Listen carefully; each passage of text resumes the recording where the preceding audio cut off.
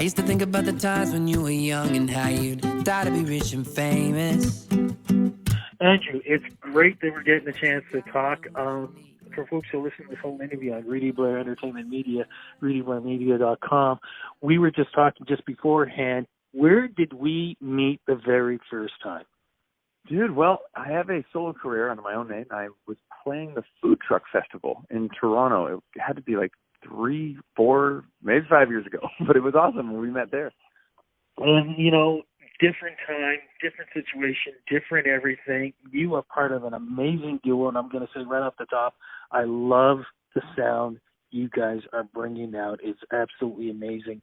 But also amazing and crazy, too, is who would have thought the next time we had a chance to talk, the whole world would be in a whole different situation. How are you guys holding up career-wise and personally throughout this COVID-19?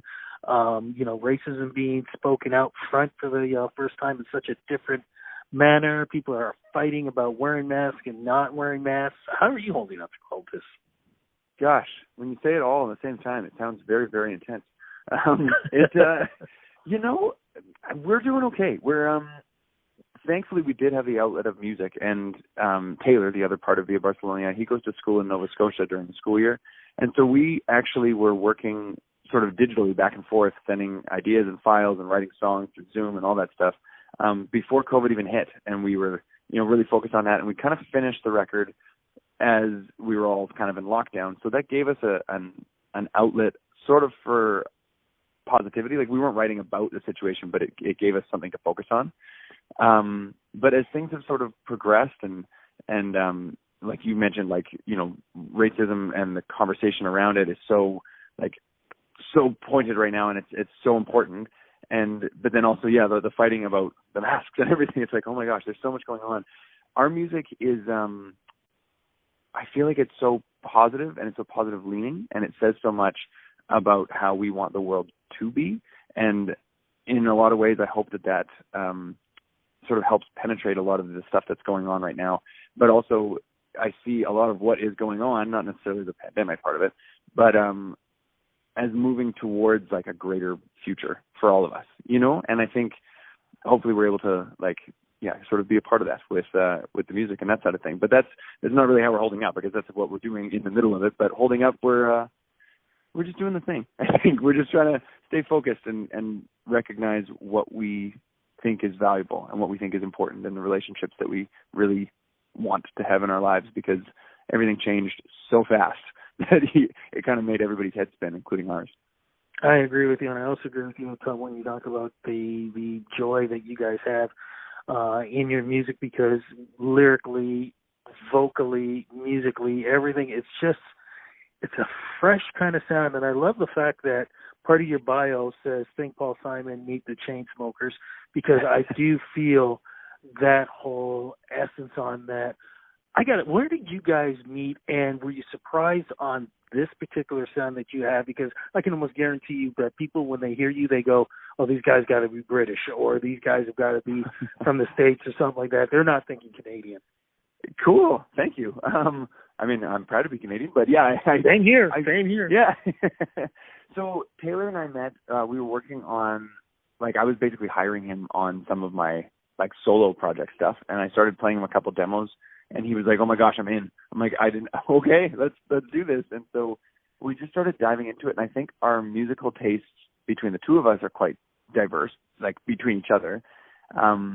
He's also such an interesting guy. He was born in Australia to a Scottish family, and then lived in Scotland for a bunch of years, and pursued drumming sort of after. I think he told me that the first time he heard the Tarzan soundtrack is why he wanted to drum. And so when we started diving into the ideas behind this record and behind the band and the whole sound, we just wanted there to be no rules, because we thought, I feel like it's 75% of the world, the music that they listen to is percussion led, it's drum led, whereas we're always vocal led in sort of North America.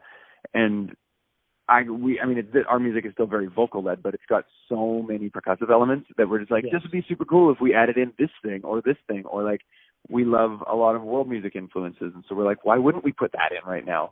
There's no rule that says we can't. And so we just wanted to be creative and come up with something fresh and new without forcing it, just letting our mind just sort of pour it out. And I think that's what ended up becoming formed, was Via Barcelonia.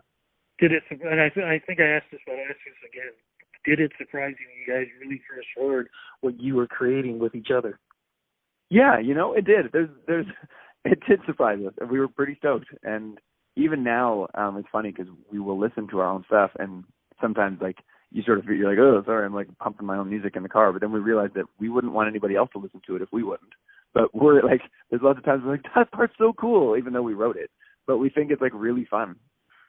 It definitely is, and it's got that. It's funny.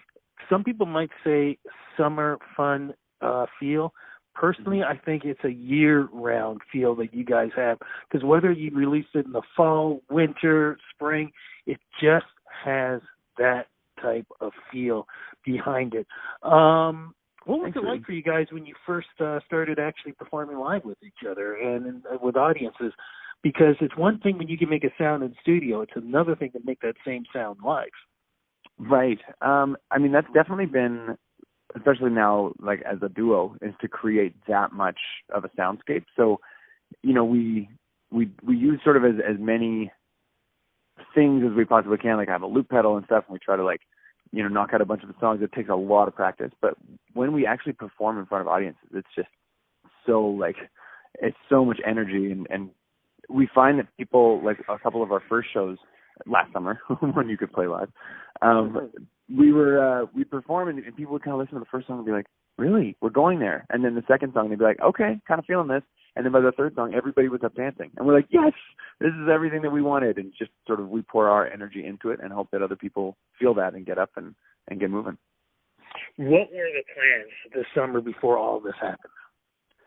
We have a handful of festivals that were booked, and sort of some really unique performances. Last summer we had done a houseboat thing and a bunch of really sort of intimate shows, and this summer we were definitely aiming to do some bigger stuff. But unfortunately the in BC anyways, our cap is 50 people for shows, but most of our shows had already been canceled. So we just sort of bowed out and decided to spend a little bit more time trying to create some online content and get the music out there, and hopefully people will hear it and it'll help move them a little bit, and then we can look forward to what the winter and hopefully the spring and the summer brings, and we can get back out there and actually perform live for people. You just said it, new music. What's the new single, my friend?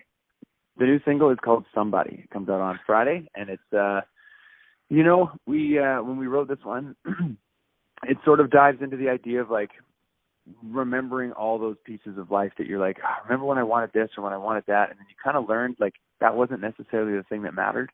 And the chorus is very much the thing that matters, and it's that you got to know that somebody loves you, and that's essentially where the song goes. 'Cause you gotta know that somebody loves you. You gotta know that somebody cares. Now I know it feels like nobody knows when you're crying, but trust me, they want to. Yeah, you gotta know that somebody's there.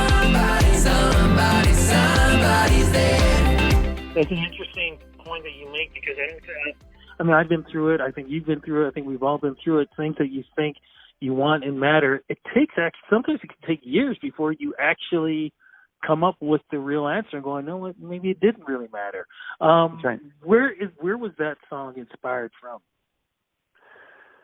You know what? I have to say that I feel like it was a song that we wrote that we were just singing to ourselves. We were sort of getting frustrated with, sort of the progression of our careers or what was happening just in life. And it just kind of poured out of us, and it almost seems like it's a song that we would sing to ourselves and go, hey, don't forget, you got people in your corner and you got people that care for you and that kind of thing. And because we were singing it to ourselves, we now are singing it out loud to everybody else. And we definitely need it right now, my friend. Speaking of which, too, EP or an album following this? Because I think something was supposed to be happening in September, but has that been moved? Yes, no, there is. So we actually did the entire album. It's an 8-song album, Our first single came out in June. So we've basically been releasing sort of every 5-6 weeks. So if you check us out online, like on Spotify or whatever, you can see sort of as the collection progresses. So we have this one, and then we have another one coming out on September 11th, and then another one coming out in October. And almost every song has a music video that goes with it. So Somebody, for instance, we just filmed it, and it's super fun. It's very reminiscent of actually a Paul Simon song, You Can Call Me Al. And it's similar to that video with Chevy Chase where we're in a white room, and it's very, very, very fun. And that'll come out on the same day. For folks who have not seen that, because of course there are some new school out there who don't know what you're talking about, please go see this video first before we see your new one. I'm excited to see it.